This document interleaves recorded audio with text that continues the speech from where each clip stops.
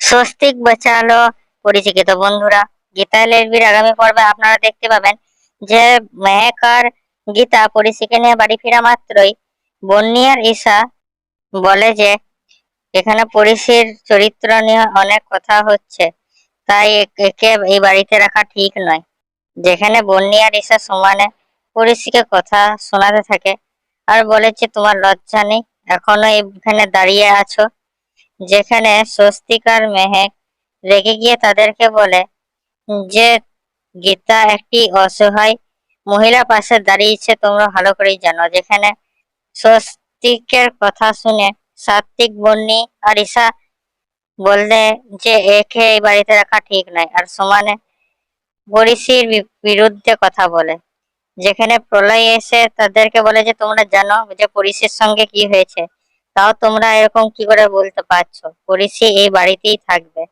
তারপর অধরার ফোন আসে গীতাকে, যেখানে অধরা গীতাকে বলে যে এখনো সময় আছে, পরিচিকে বাড়িতে ফিরিয়ে দাও, আমি তোমাদের মাফ করে দেবো। তখন গীতা অধরাকে বলে যে আমি আপনার মতো গিরগিটে নয়, তাই পারবো না। কথাটা শুনে অধরা রাগে চেঁচিয়ে উঠলে তার রাগের কোনো ফল হয় না। গীতা অধরাকে নরম ভাবে অনেক কিছু শুনিয়ে দেয়। তারপর অধরা ফোনটা রাখার পর অধ্যয়নকে বলে যত টাকা খরচা হয় কর, কিন্তু এই গীতাকে রাস্তা থেকে হটিয়ে দেয়। তারপরের সিনে আমরা দেখতে পাই যে মেহেক আর গীতা পরিচিকে রুমে নিয়ে আসলে পরিচি তাদেরকে বলে যে আমার বিয়ের পর একটা নাচের শো হওয়ার কথা ছিল এবং আমি এটা করতে চাই। যেখানে গীতা তাকে বলে আপনার জন্য এটাই ভালো হবে, আপনি নাচের প্র্যাকটিস শুরু করে দিন আর আপনি সবকিছু ভুলে যান, আপনার থাকতে আপনার কিচ্ছু হবে না।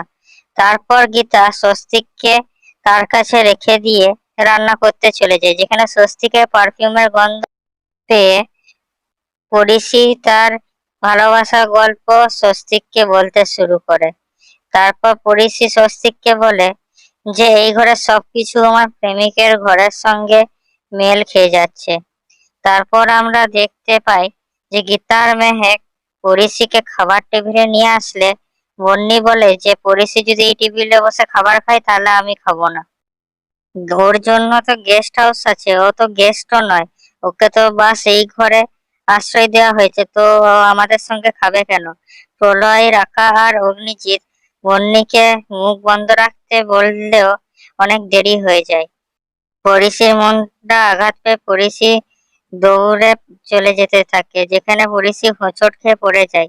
তারপর স্বস্তিক খাবারের টেবিল থেকে উঠে পরিচিকে বাঁচাতে যায়। যেখানে পরিচিকে মেঝে থেকে তোলার পর স্বস্তিক তার কেয়ার পরিচির প্রতি দেখায়। যেখানে স্বস্তিক তাকে বলে যে আপনি তো এই ঘরে যখন ছিলেন তখন তো না হয় দেখতে পেতেন, কিন্তু আপনি তো এখন দেখতে পান না, তাহলে এসব করার কি দরকার আছে।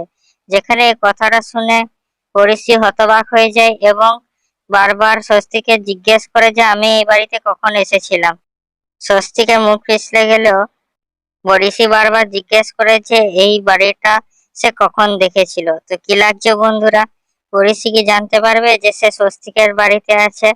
বলুন আমাদের কমেন্টে। আমাদের ভিডিওটা লাইক করুন আর আমাদের চ্যানেলটা সাবস্ক্রাইব করুন এরকম আরো আপডেটস এর জন্য।